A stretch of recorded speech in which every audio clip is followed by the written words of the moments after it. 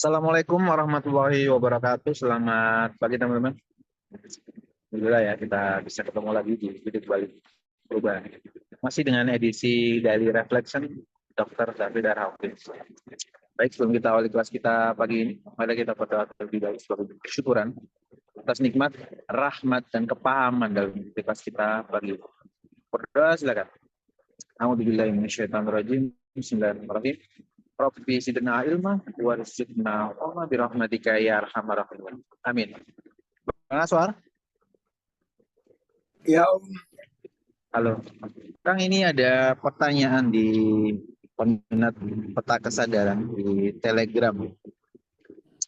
Eh, Assalamualaikum Bang Aswar, mau tanya perihal kehadirannya di setiap level kesadaran. Bahwa kehadirannya sesuai level kesadaran atau kehadirannya itu sesuai kehendaknya. Bagaimana memahami ini, Kang? yaitu kita mengalami kehadirannya sesuai level kesadaran masing-masing.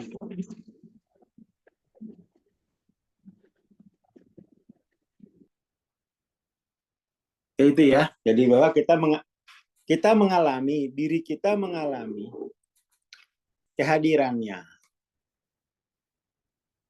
sesuai dengan level kesadaran masing-masing. Kita tulis dulu ya. Jadi diri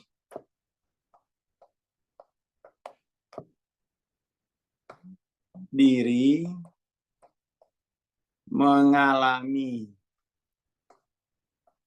kehadirannya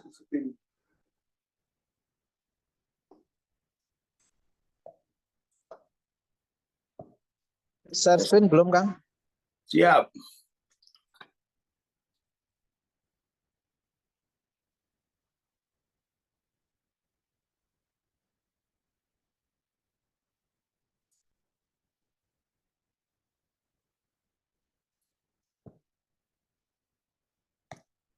Jadi diri mengalami kehadirannya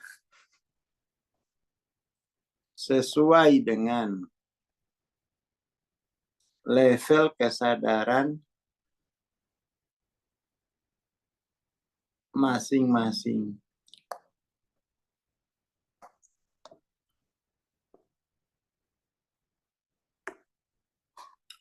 Artinya itu kan berarti bahwa diri kita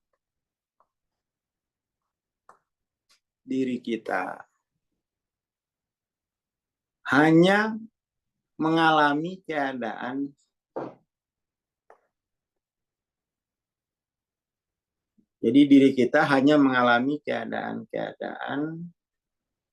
dari kehendak Tuhan.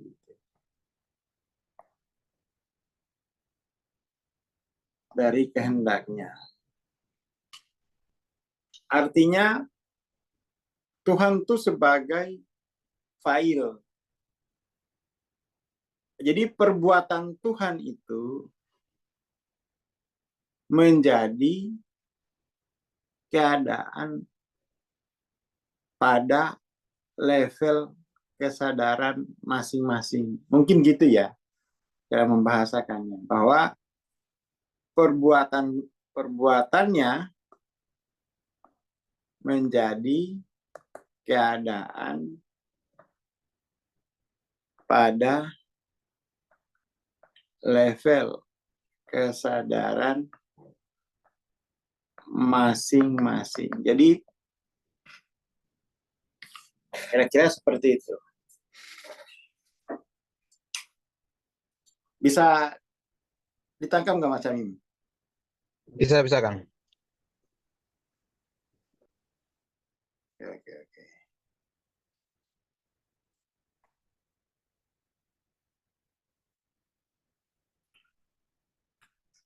Cuman kan begini, satu sisi diri itu hanya mengalami keadaan dari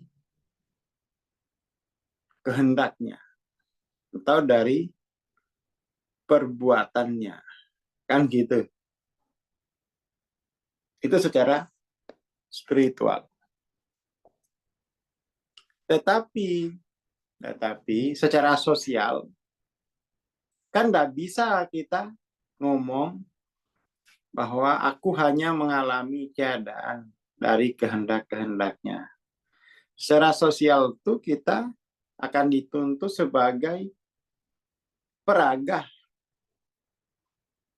Keadaan-keadaan itulah yang kemudian secara sosial dianggap sebagai perbuatan kita. Jadi di sini sebagai keadaan, di sini di sosial akan dianggap sebagai perbuatan. Dan gitu.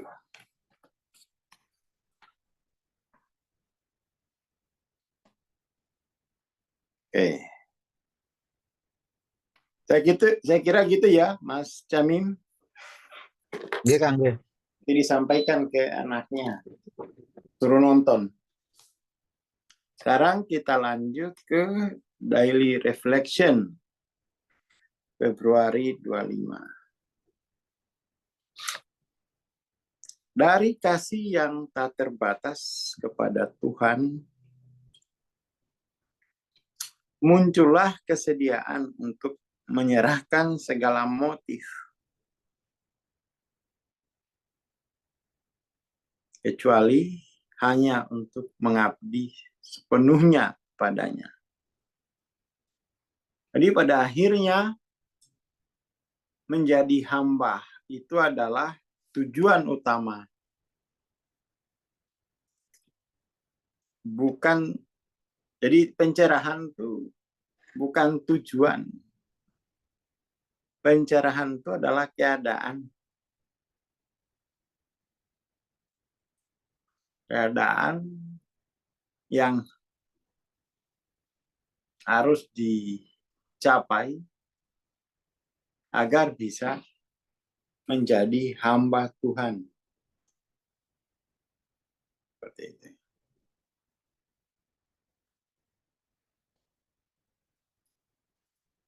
Menjadi saluran yang sempurna bagi kasih Tuhan berarti berserah diri sepenuhnya dan menghilangkan pencarian tujuan dari ego spiritual.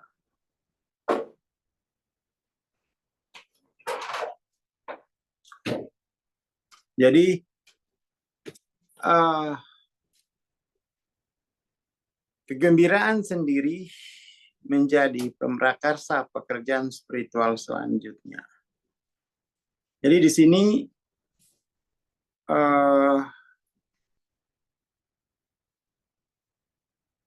berserah diri itu artinya itu tadi menerima kenyataan bahwa diri kita ini adalah subjek, diri sebagai subjek. Tapi subjeknya ini bukan subjek pelaku perbuatan.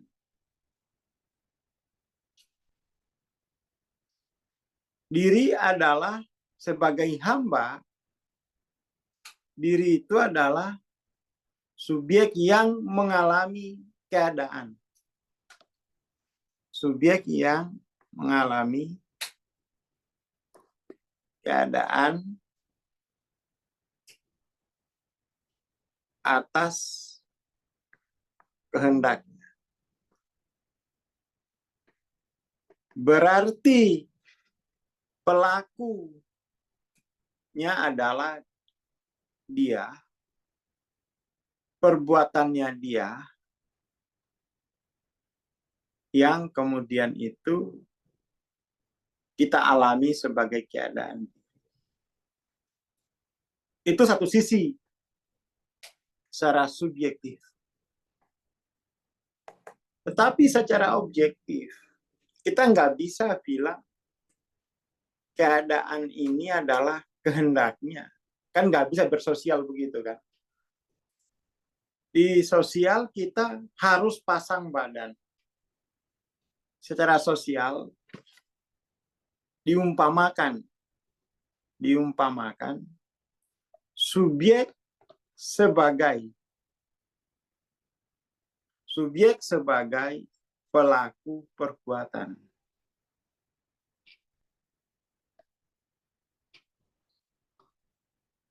Jadi di kampung itu ada istilah lansaringa. Ini tuh lansaringa. Lansaringi apa ya? Coba saya cari kamus dulu ya. Saya cari kamus dulu.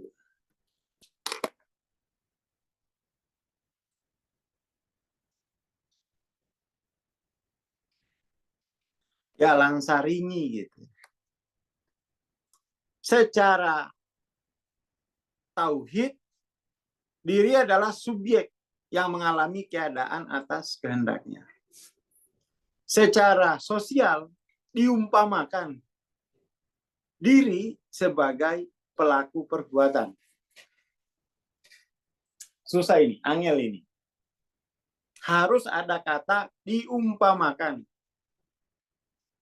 Kalau bahasa kampung tuh langsaringinya gitu. Saya tulis dulu. Biar rapi. Secara tauhid atau dari level kesadaran pencerahan, dari keadaan tercerahkan. Diri hanyalah subjek yang mengalami keadaan atas kehendaknya. Dia sebagai pelaku perbuatan, pelaku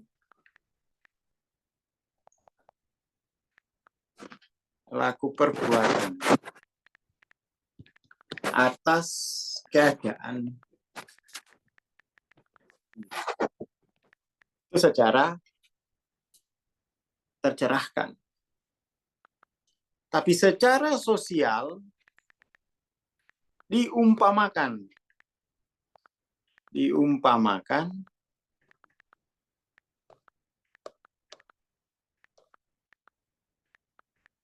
diri sebagai pelaku perbuatan. Diumpamakan ini bahasa munanya itu apa? Lansaringi. Lansaringi. Diumpamakan diri sebagai pelaku perbuatan. Nah, ini yang harus dikelola dengan baik. Ya, ditulis.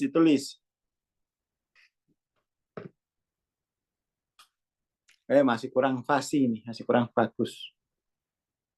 Edit. Diri sebagai subjek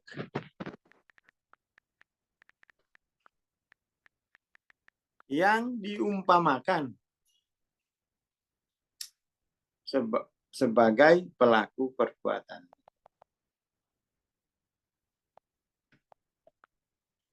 Gitu dia.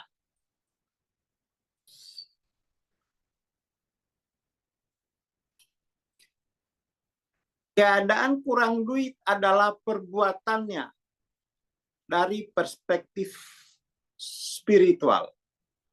Tetapi dari perspektif sosial, keadaan kurang duit itu diumpamakan sebagai perbuatan. Gitu dia.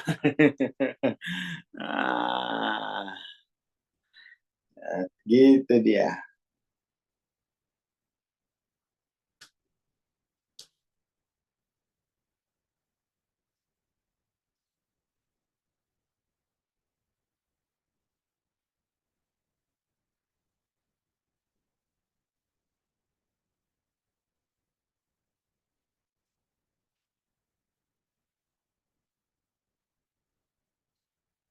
Nah, biasanya kan kebalik ini. Biasanya kebalik.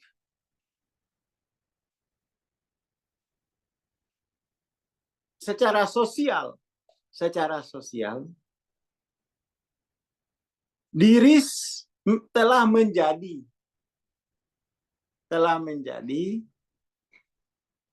pelaku perbuatan.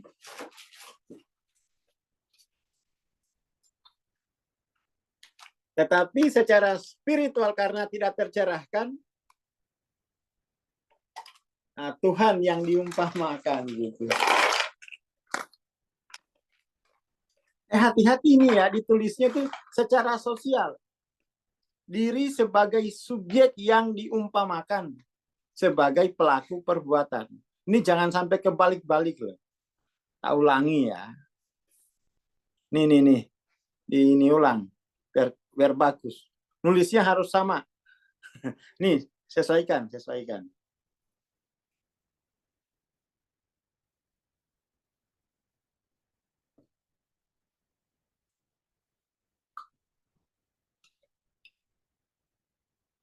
Ini jangan sampai kebalik. Secara sosial kok balik-balik nanti. Anak minta susu, nah ya sih, nah ini malah kehendaknya nah itu kebalik itu. Secara sosial diri umpamakan itu sebagai pelaku perbuatan. Secara spiritual tapi dalam hati saja, dalam hati, jangan diomongin ke orang. Jangan diomongin ke orang.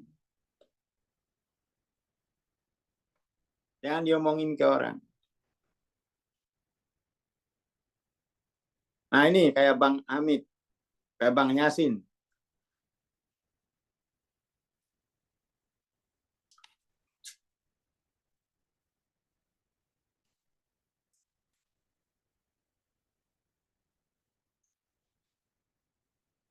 Keadaan sulit dapat pekerjaan adalah perbuatannya dari perspektif pencerahan. Tapi itu jangan diomongin ke orang. Karena kalau kita ngomong ke orang, secara sosial itu hukumnya hukum sosial. Diumpamakan, diri adalah subjek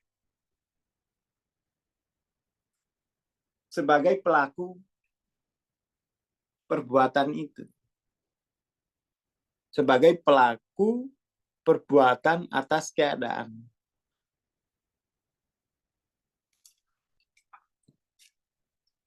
Gitu.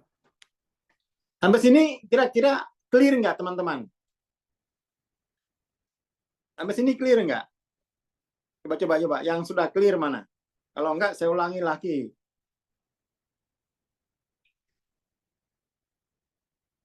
Clear ya, kalau Bang Denny clear. Nah. Yang lain.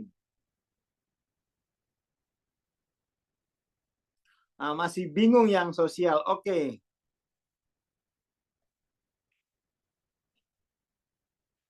Ada yang belum? Ada yang ulangi. Oke. Bisa diulangi. Oke, ada killer. Waduh.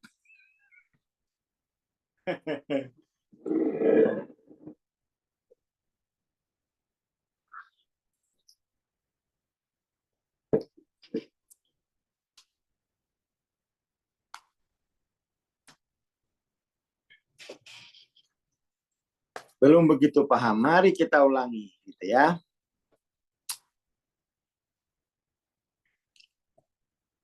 Oke lah, kita ulangi saja dulu. Jadi diri atau diri ini kan punya dua status keberadaan diri gitu. Itu aja dulu ya.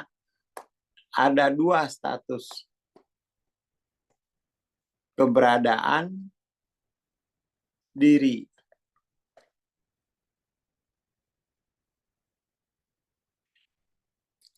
Pertama, status diri terhadapnya. terhadap Tuhan. Yang kedua, status diri terhadap orang lain.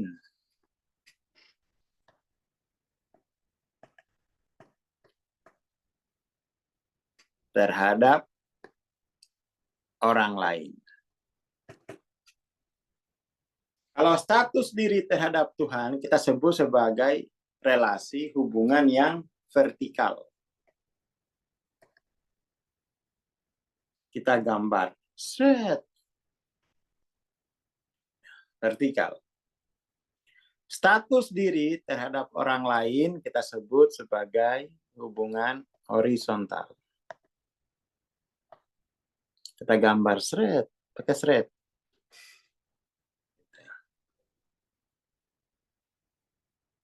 Ya kan? Diri pada status vertikalnya, diri sebagai subjek yang mengalami keadaan-keadaan dari kehendaknya. Berarti Tuhan sebagai fa'il. Jadi Tuhan itu sebagai pelaku perbuatan. Kita bilang dia sebagai pelaku perbuatan atas dari keadaan diri. Dari keadaan diri.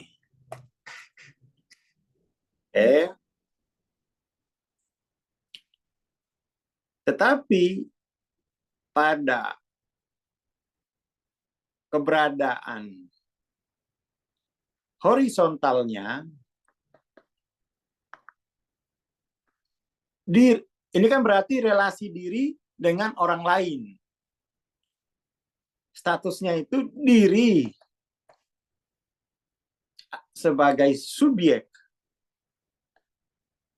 yang diumpamakan. Yang diumpamakan. Sebagai pelaku perbuatan atas atau dari keadaan-keadaan sosial. Dari keadaan.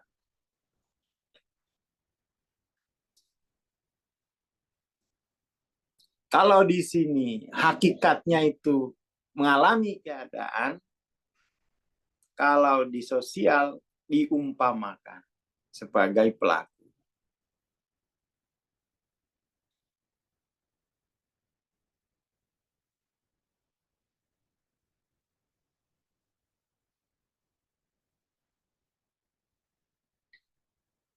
Nah, ini jangan sampai keliru ini.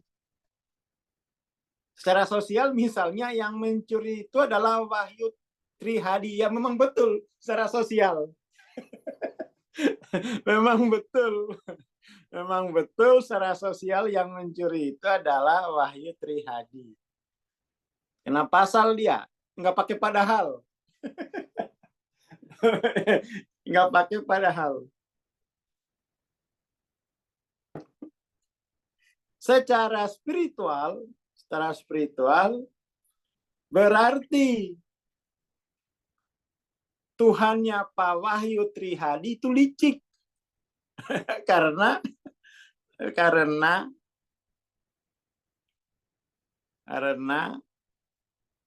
membuat keadaan yang mendorong tindakan pencurian itu. Berarti kalau Pak Wahyu Trihadi Kalau Pak Wahyu Trihadi menemukan bahwa mencuri ini adalah kehendak Tuhan, yaitu level spiritualnya Pak Wahyu Trihadi.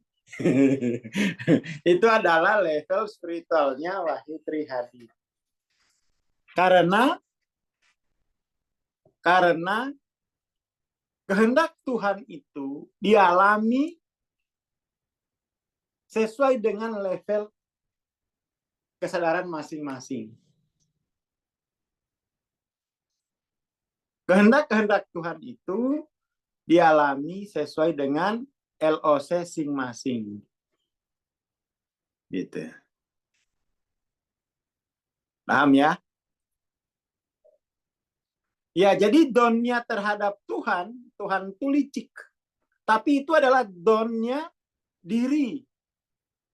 Don dirinya Pak Wahyu Trihadi terhadap Tuhan. Sesuai dengan level kesadarannya.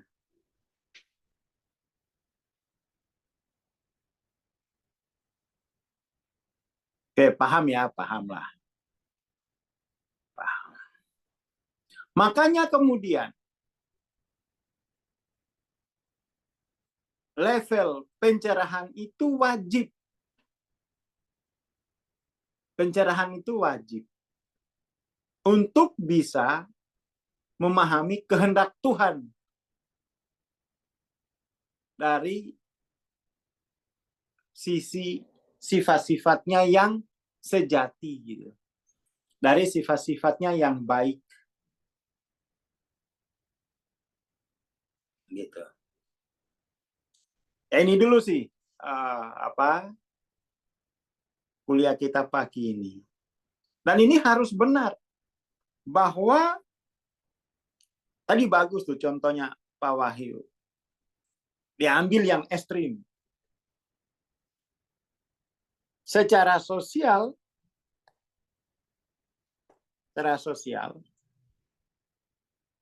yang mencuri adalah Pak Wahyu.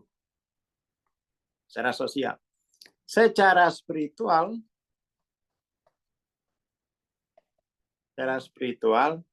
diri Pak Wahyu mengalami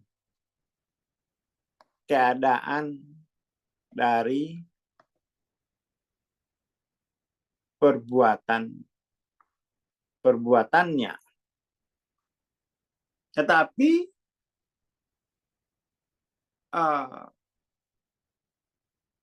bahwa perbuatannya itu adalah perbuatannya yang dipahami dari level kesadaran diri Pak Wahyu. Seperti itu.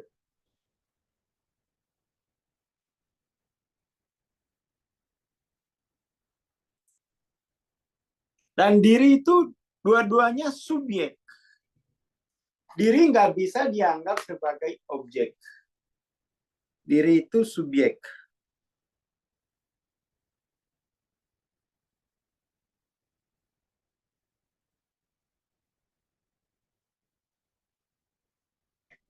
Seperti itu.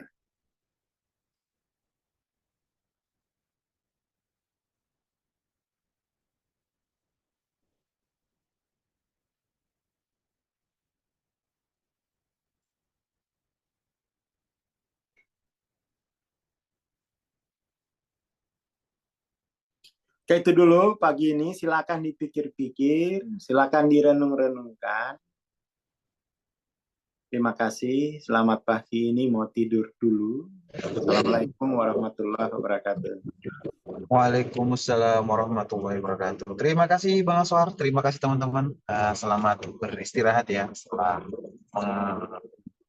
perjalanan tadi malam, baru nyampe pagi ini dan masih membersamai kita ya. Terima kasih Bang Aswar.